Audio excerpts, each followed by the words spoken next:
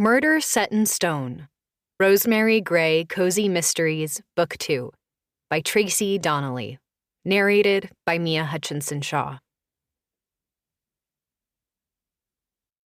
1. Explain to me again why we have a Viking festival in Paperwick, Connecticut. Rosemary Grey leaned back in her desk chair, which gave its usual squeak of indignation that accompanied every twist or rock or swivel. Her tiny but cozy office at Paperwick University, home of the Fighting Trout, had become the regular after-school hangout for a little band of professors. Rosemary's oldest and dearest friend, Dr. Jack Stone, English literature, and her new friend and almost boyfriend, Dr. Seth McGuire, anthropology. Rosemary herself was a newly hired history professor at the university, specializing in early America, a popular subject in Connecticut, where so much history had taken place. Sometimes Jack's husband, Charlie, a best-selling author, joined the group as well, and the four of them would drink tea, talk about their days, and just generally enjoy one another's company. Jack and Charlie had lived in Paperwick for less than 2 years, Seth only 1, and Rosemary was just moving into her cottage on Jack and Charlie's farm, so all of them were relative newcomers in a community that boasted a prime spot in colonial American history. In fact, if you hadn't lived in Paperwick for at least a few generations, you were generally considered a newbie. But Jack and Charlie had quickly endeared themselves to several of the old families in town, and Seth and Rosemary, being close friends of Jack and Charlie, were fast becoming trusted members of the village populace as well. Tucked away between the coast and the rolling hills of Middlesex County, the tiny village wasn't even always included on area maps. It had been peopled by indigenous Americans for as far back as anyone knew, and then founded as a village in the 1600s by a group of Puritans fresh from England who were in search of cheap land, opportunities to trade, and religious freedom. "It's all on account of Bjørn," said Jack. "Bjørn?" Rosemary raised an eyebrow at her friend. "Bjørn," corrected Jack. "The Viking festival is because of him." "Right.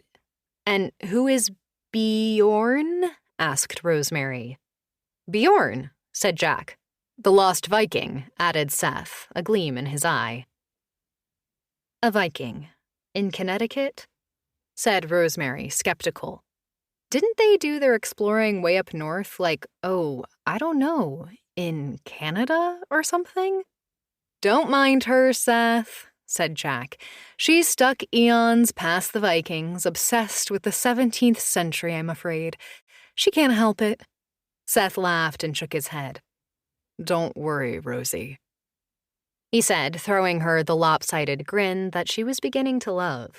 Rosemary also loved how he had taken to sometimes calling her by the shortened name, just like Jack and Charlie. In fact, she loved most everything the shy Professor McGuire said or did. She was still daily amazed that she'd found someone who made her heart so happy right there in that teensy village, after she'd been lonely in some of the biggest cities in the world. "You're almost right," Seth continued. "The Vikings probably landed in what is now Newfoundland around 1000 AD. 500 years before Columbus came and really opened the floodgates to European settlers," added Jack. "Right," said Seth with a nod. "The Vikings landed up north but didn't stay long. They were hoping to do some trading, maybe find a source of lumber to take home to Greenland and Iceland. Most theories are that the natives weren't too excited about that plan and sent the Vikings packing. All except for Bjørn," said Jack. "Bjørn wasn't sent packing? So he stayed on in Canada then?" asked Rosemary. "So legend has it," said Seth, nodding. "And keep in mind, it really is only a legend as far as we can prove. But legends are often born of facts," said Jack, wiggling his eyebrows, which always got a smile out of Rosemary. "Sometimes they are," agreed Seth. "So the story goes that Bjørn, either by himself or with a small band of explorers, moved inland and, well, got lost." "Ah, Bjørn the Lost Viking. I get it," said Rosemary. But you're saying he wandered all the way down to Connecticut? Well, not exactly, said Jack. It said he took up with some of the Native Americans who could see that he wasn't there to do any harm and wasn't a threat, said Jack. And then, through the generations, he and his little band would have intermarried with the nomadic natives, and eventually they all made it down south. To this area, said Rosemary, still skeptical. Hey, some people think the Vikings settled in Minnesota. It could happen, said Jack. Sure, it sounds crazy, said Seth. But it was said there were a few blonde-haired, fair-skinned children who grew up among the native tribes. Descendants of Bjørn, guessed Rosemary. That's right, said Seth. But no one put a lot of stock into those rumors until the Skegg stone was discovered about 35 years ago, right here in Paperwick. The Skegg stone, repeated Rosemary. This is getting nuttier by the minute, guys. The Skegg stone very well might be an actual Viking runestone, said Seth. It has rough runes on two sides and a depiction of what appears to be a bearded man on the other. Skegg is Old Norse for beard. That's how it got its name.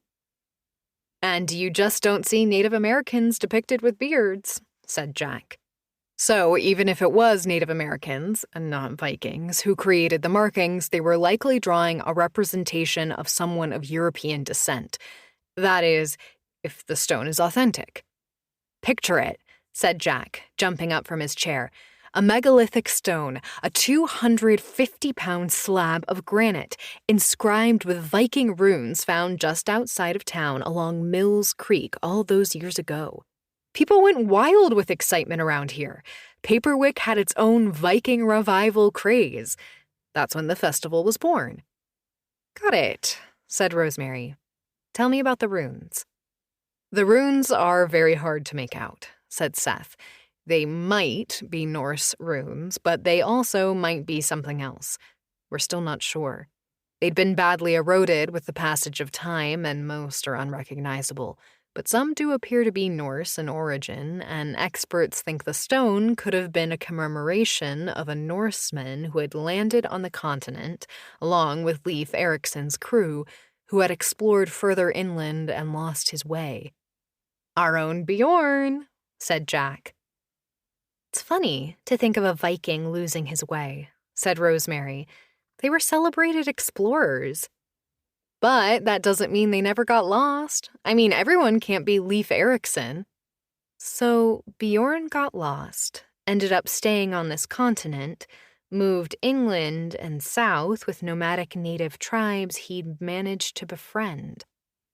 A couple of generations passed, and his grandchildren set a stone in the ground to honor his memory, right here in Paperwick, said Jack, sitting back down and crossing his legs. The story gets even more interesting, though, said Seth.